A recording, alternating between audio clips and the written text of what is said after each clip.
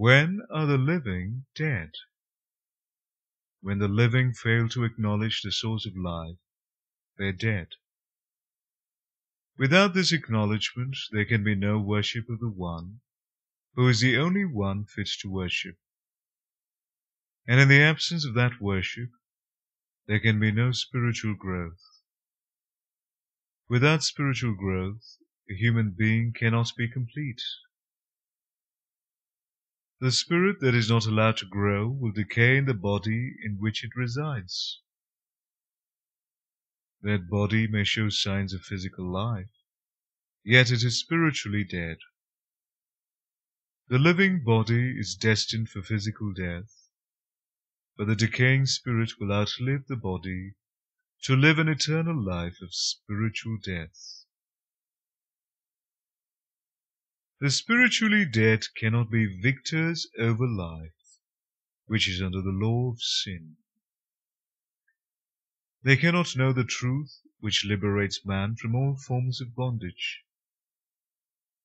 The truth is a realization that nothing that is created is worthy of worship or devotion, and that the only one who is worthy is the Creator. Neither this realization nor the worship of the Creator is self-achieved. The union of the human spirit and the divine spirit achieves these. Such union cannot be forced. It is predestined. Those who belong to the Creator are predestined to belong to Him. God is the Creator, man is the created. Man is also a creator, as he is made in the image of God, who is the supreme Creator. The image of God that man bears is of a spiritual nature. Like God, man has a knowledge of good and evil. Yet, unlike God, he does not have the power to choose good over evil, as he is under the law of sin as ordained by God.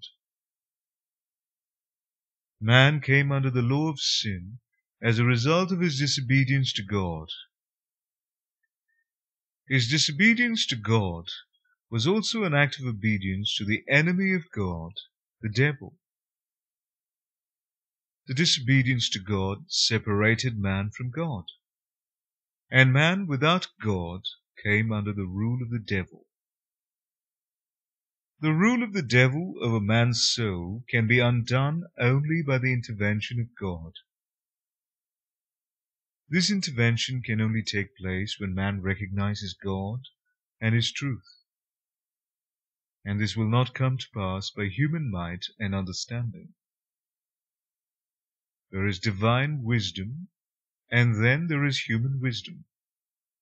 The two are in conflict, as God and man are in conflict.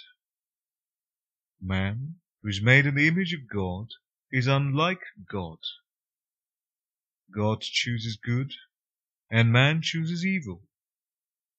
How then can God's wisdom not conflict with that of man? The wisdom of God is for the benefit of those who have been predestined to belong to God.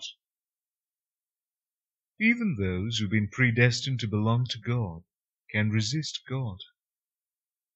Resistance to God is in the very nature of man. Those who resist God resist life. Let not people of God continue in their error.